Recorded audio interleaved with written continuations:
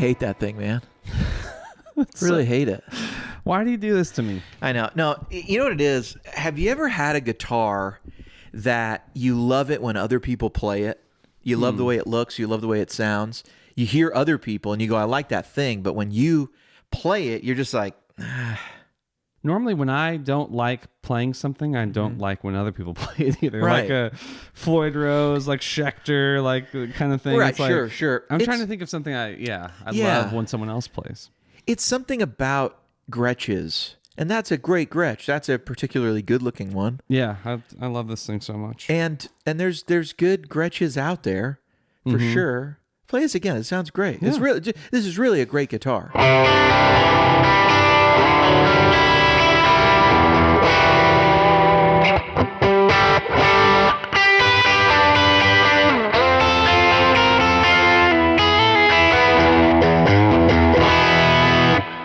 Yeah.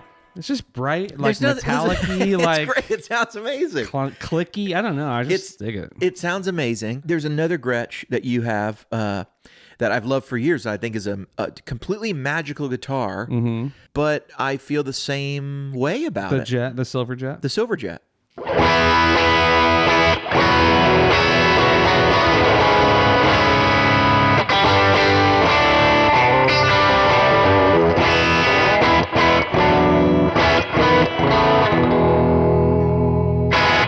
And this is like an early guitar that we used. Yeah. Maybe the first pack. You've had this a long time. Had it 8 years, I think. Yeah. 90s, Silver Jet, Horseshoe. Sounds great. All stock. Yeah, all stock. You haven't done anything. The other one's all stock. Yeah. Yeah, they're both great. This is a little lower output, I feel like. Yeah. It feels more vintagey to me, just like in terms of you kind of got to hit it hard to like get it to go, you know? Yeah, dude. So I did this. I made this. I've talked about this before, but I wanted the Gretsch sound. Right. So you got the Gretsch pickups. I took a guitar I like, and I had someone make this pick guard, and I got these pickups from Lambertone. And Lambertrons. they're Lambertrons. That's yeah. a cool name. And I actually did the, it's funny. There's some really great videos of me playing the prototypes of these. Oh, yeah. And it's in like the launch content when these pickups were launched. Yeah. We were at NAMM, and I was staying with some buddies, the Worst Tutorial guys, and Curtis Lambertone. That's his name now. Curtis Lambertone. That's true. And he just tricked me into playing the guitar and talking about them. Little did I know that was the main. He was going to use it. Yeah. He kind of Turns told out. me. He told me. No, but I mean, I just sat down and was like, played them and talked about them and played them and talked about them. And I remember even then going, I kind of don't like this guitar. And it was just a Sparkle Jet. Yeah. But it was a great one. It's something about the neck angle or something about the... Like, can I play that? Yeah.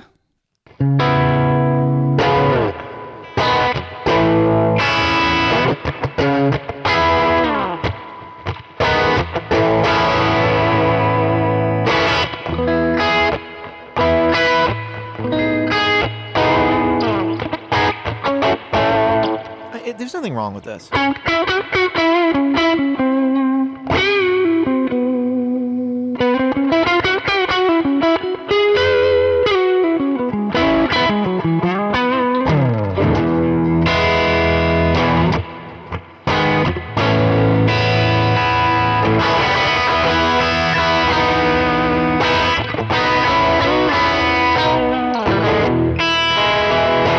don't know, man. This is not for you. It's just is it the neck angle maybe? I have never noticed. If I push too hard on angle. this, does this move? I don't think so. So the neck angles compared to the Les Pauls, if you look, you'll see the necks are higher up here and they bend backwards, at a certain angle. And this is the Gretsch's usually have a more traditional angle like an older, larger guitar would have, like more of an arch top. The Fenders have they have a very, I guess you'd call it shallow neck angle.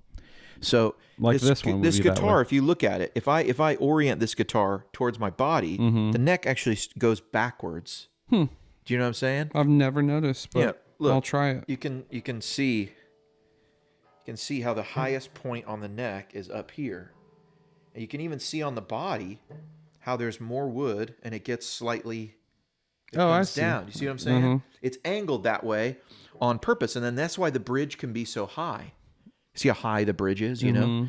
Whereas, and that's probably because it has the traditional wooden mount, like they would have put on larger archtop guitars, because I don't think Gretsch like invented a solid body.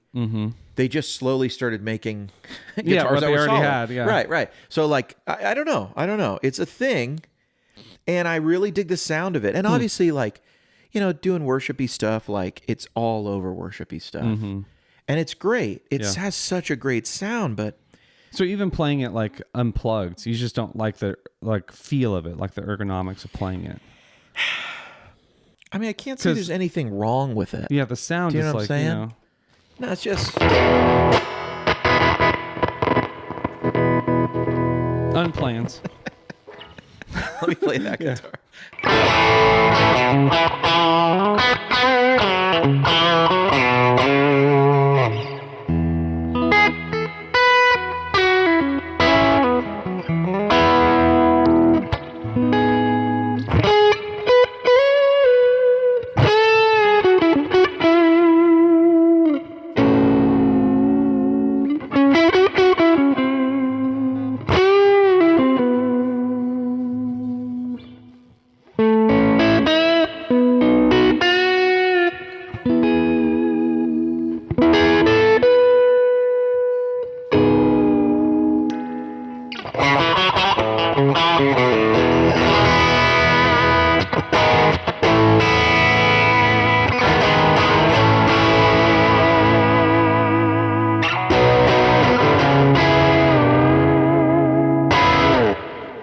I don't know, man. I dig that. Yeah. You know what it is? It's like I don't know. It's even the placement of the body. It's the whole thing. I think I'm already not like that big of a Les Paul guy. And so that guitar already feels like a Les Paul, but like a little different. Oh, interesting. Not in a way I love. Yeah. But I really like the sound. And I acknowledge, too, that this guitar doesn't quite have that. These are different pickups. It has a different vibe, but it gets close enough to me, for me, that it makes me feel like I have a little bit of that tone.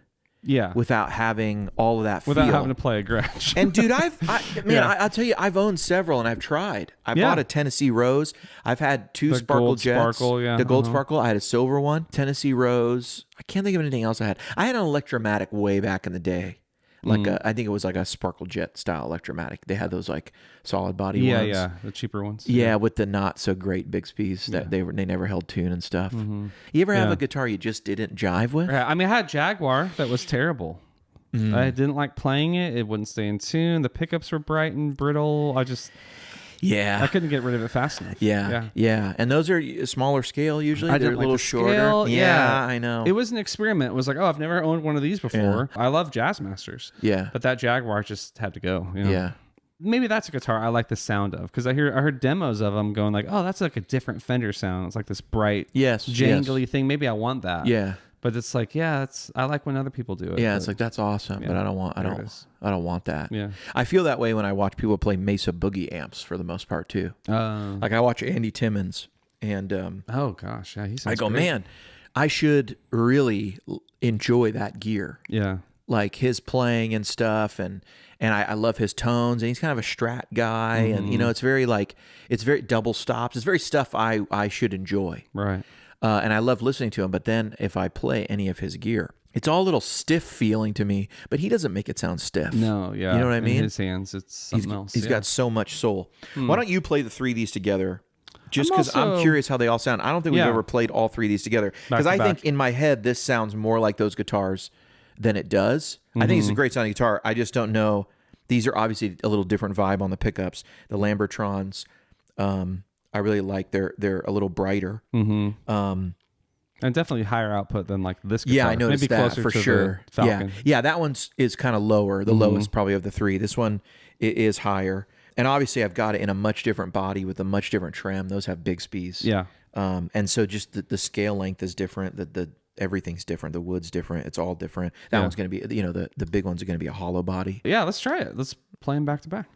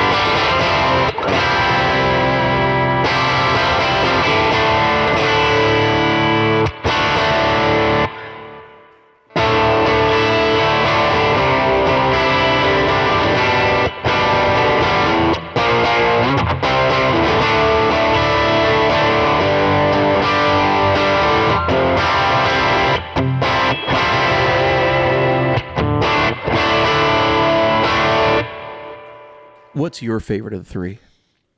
This one. The sound of it?